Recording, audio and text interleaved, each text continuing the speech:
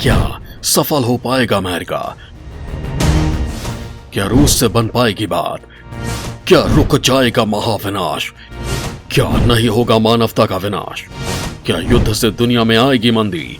क्या दाने दाने को मोहताज हो जाएंगे लोग? दोस्तों, यूक्रेन और रूस युद्ध के मुहाने पर खड़े हैं। किसी भी समय जंग का ऐलान हो सकता है। फिर जो होगा उसके बारे में ना तो मैंने और न ही आपने कभी सोचा होगा। विनाश की ऐसी लीला जो हर तरफ तबाही मचा देगी। लाशों का अथाह समंदर होगा। लोग बदहवास होंगे, अपनों को तलाश रहे होंगे, लेकिन उनकी ये तलाश काल के द्वार पर जाकर समाप्त हो जाएगी। विनाश को रोकने की उस आखिरी कोशिश से आपको अवगत कराने जा रहा हूँ, जिसे सुनकर आपके बेचैन मन को थोड़ी शांति मिल जाएगी और आप तबाही के खौफ से बाहर आ सकेंगे। दोस्तों, महायुद्ध को रोकने की उस तैयारी के बारे में मैं आपको बताऊंगा, लेकिन उससे पहले बता दूं कि अगर ये युद्ध हुआ तो इसके नतीजे क्या हो सकते हैं, कैसे मंदी आ सकती है, कैसे लोग भूखों मर सकते हैं, कैसे रोटी के एक एक टुकड़े के लिए अपने अपनों की ही जान ले सकते हैं।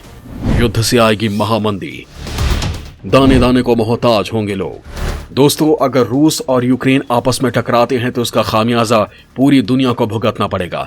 इसका सबसे ज्यादा असर तेल और गेहूं के बाजार पर पड़ेगा। इसके अलावा यूक्रेन के स्टॉक मार्केट में भी विनाश की सुनामी आ सकती है। दोस्तों, अगर दोनों देशों के बीच युद्ध होगा तो इससे काला सागर के रास्ते होने वाला निर्यात भी प्रभावित होगा, क्योंकि युद्ध के दौरान इस रास्ते से जहाजों का आना जाना मुश्किल हो जाएगा। लिहाजा अगर ब्लैक सी रीजन से गेहूं के व्यापार में किसी भी तरह की बाधा पड़ती है तो इसका प्रभाव पूरी दुनिया पर पड़ेगा। दोस्तों, दरअसल यूक्रेन, रूस, कजाकिस्तान और रोमानिया गेहूं के बड़े निर्यातक देश हैं और युद्ध के हालात में यहाँ से गेहूं का निर्यात मुश्किल हो जाएगा। लिहाजा दुनिया के कई देशों में गेहूं नहीं पहुँच पाएगा, जिसका नतीजा ये होगा कि रोटी के एक एक टुकड़े के लिए जंग होगी और वो हालात काफी भयानक होंगे। वैसे भी कोरोना महामारी की वजह से तेल और खाद्य पदार्थों की कीमतों में इजाफा देखा जा रहा है और अगर यूक्रेन और रूस के बीच युद्ध छिड़ा तो ब्लैक सी में भी सैन्य कार्यवाही या फिर प्रतिबंधों की वजह से इसका असर दिखाई देगा। दोस्तों, युद्ध की वजह से यूरोपीय देशों को मिलने वाली नेचुरल गैस पर भी असर पड़ सकता है। दरअसल यूरोपीय देशों को जो गैस सप्लाई होती है उसकी एक पाइपलाइन सीधे जर्मनी पहुंचती है और दूसरी यूक्रेन के रास्ते जर्मनी तक पहुंचती है।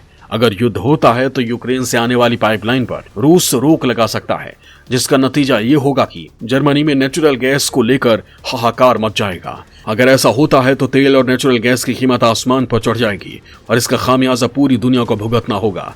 यूक्रेन के रास्ते स्लोवाकिया, हंगरी और चेक रिपब्लिक तक रूस का तेल पहुंचता है। ऐसे में अगर आपूर्ति बाधित होती है तो तेल की कीमतें तेजी से बढ़ेंगी। दोस्तों, दोनों देशों के बीच होने वाले युद्ध का सबसे ज्यादा असर दुनिया की अर्थव्यवस्था पर पड़ सकता है। अगर रूस और यूक्रेन में युद्ध होता है तो दुनिया को मंदी के दौर से गुजरना पड़ सकता है। सैन्य कार्यवाही की वजह से इन दोनों देशों की मार्केट पर बड़ा असर पड़ेगा। हाल में बढ़े तनाव के मद्देनजर दोनों ही देशों के डॉलर बॉन्ड अच्छा प्रदर्शन नहीं कर रहे हैं। पिछले कुछ सालों में रूस के बाजारों में गिरावट देखी गई है। इस स्थिति में विदेशी मुद्रा बाजार में भी अनिश्चितता का माहौल है। अगर रूस और यूक्रेन के बीच युद्ध हो गया तो दुनिया की अर्थव्यवस्था को मंदी में जाने से कोई नहीं रोक सकता। तो दोस्तों, देखा आपने केवल युद्ध की आशंका से क्या क्या हो सकता है, और अगर युद्ध हो जाए तो नतीजे क्या क्या होंगे, ये मैं और आप अंदाजा भी नहीं लगा सकते। इसी युद्ध की आशंका के कारण लोग यूक्रेन से पलायन कर रहे हैं। दोस्तों, लोगों की आशंका निराधार भी नहीं है। भले ही रूस ये कह रहा है कि वो यूक्रेन पर हमला नहीं करेगा, लेकिन उसकी तैयारी कुछ और ही कहानी बयां कर रही है। शनिवार से रूस ने बेलारूस के साथ मिलकर परमाणु युद्ध अभ्यास शुरू कर दिया। इस युद्ध अभ्यास में रूस ने कई घातक परमाणु मिसाइलों को दुनिया के सामने पेश किया है, जो पलक झपकते ही युद्ध का रुख बदल सकती है, दुश्मन को तबाह कर सकती है और पूरी दुनिया में प्रलय ला सकती है। रूस के सैन्य प्रदर्शन से पूरी दुनिया में दहशत है। लोगों को लग रहा है कि अब विनाश की अंतिम घड़ी आ गई है और युद्ध का काउंटडाउन शुरू होने वाला है। सैटेलाइट से मिल रही तस्वीरें भी इसी ओर इशारा कर रही हैं। हालांकि दुनिया के सभी देश इस युद्ध को टालने की कोशिश कर रहे हैं। ब्रिटेन, फ्रांस, अमेरिका रूस को समझाने में लगे हैं, उसे युद्ध से होने वाले दुष्परिणाम के बारे में बता रहे हैं, लेकिन रूस मानता हुआ दिखाई नहीं दे रहा है। पुतिन ने अमेरिका और नाटो से साफ साफ कहा है कि दोनों देशों के बीच बातचीत 2015 के मिन्स्क समझौते के मुताबिक ही हो। दोनेस्क, लुहांस्क को मान्यता दी जाए। क्रीमिया को लेकर उसके ऊपर जो बेबुनियाद आरोप लगाए जा रहे हैं उन्हें बंद किया जाए, क्योंकि क्रीमिया के लोगों ने रूस में शामिल होने के लिए अपना जन्म संग्रह दिया था। लिहाजा ये कहना कि रूस ने उस पर जबरन कब्जा कर लिया, ये गलत है। उसके साथ ही रूस ने America NATO treaty on conventional forces 1990 का पालन करते हुए रूस की सीमा से सेना और अमेरिकी हथियारों की तैनाती हटाने की अपील की है।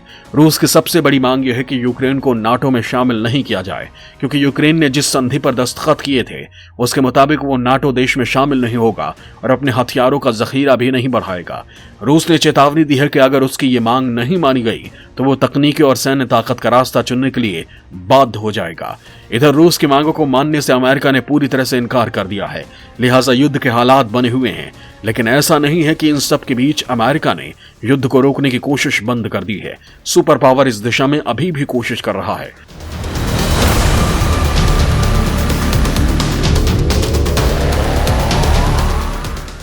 विनाश रोकने में जुटा अमेरिका, रूस को समझाने की आखिरी कोशिश। दोस्तों, यूक्रेन पर रूसी हमले का खतरा बढ़ता जा रहा है और अब इसे रोकने के लिए अमेरिका की ओर से आखिरी कोशिश शुरू हो गई है। अमेरिकी राष्ट्रपति कार्यालय व्हाइट हाउस ने एक बयान जारी करके कहा कि अगर रूस हमला नहीं करता है तो बाइडेन सैद्धांतिक रूप से रूसी राष्ट्रपति व्लादिमीर पुतिन के साथ मुलाकात के लिए तैयार हैं। इससे पहले अमेरिकी विदेश मंत्री एंटनी ब्लिंकन ने रविवार को कहा था कि राष्ट्रपति जो बाइडेन युद्ध को टालने के लिए अपने रूसी समकक्ष व्लादिमीर पुतिन के साथ किसी भी स्थान और समय में किसी भी प्रारूप में बातचीत करने के लिए तैयार हैं।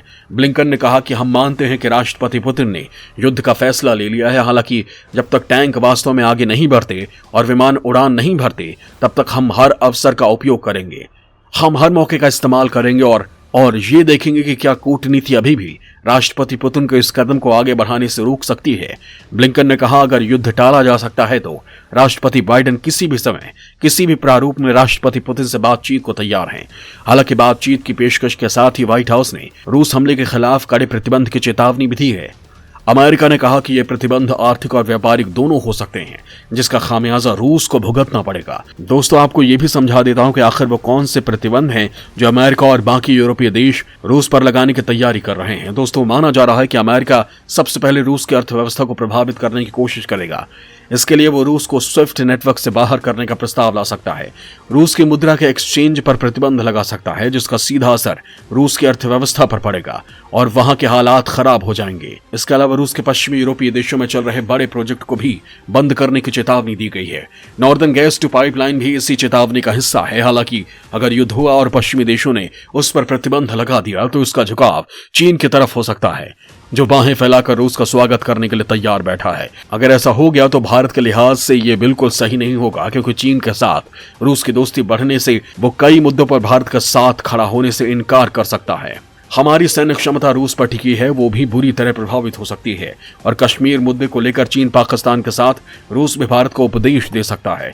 दोस्तों, भारत भी नहीं चाहता कि रूस और यूक्रेन के बीच युद्ध हो, इसलिए उसने यूएन में भी दुनिया के सभी देशों से शांति का रास्ता अपनाने और युद्ध को भड़काने वाले बयान देने से बचने की अपील की है।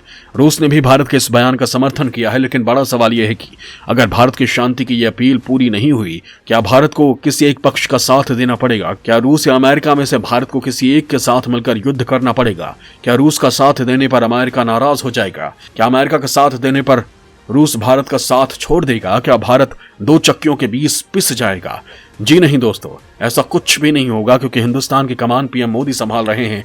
वो पीएम मोदी जिनका दुनिया में डंका बजता है, जो दुश्मन को भी दोस्त बना लेते हैं और चीन पाकिस्तान जैसे देशों को सबक सिखाते हैं। ऐसे पीएम पर हमें पूरा भरोसा है, वो जरूर भारत को इस मझधार से बाहर निकालेंगे और दुनिया में भारत की पताका फहराएंगे। जय हिंद, जय भारत। दोस्तों, आपको हमारे वीडियो कैसा लगा हमें जरूर बताएं।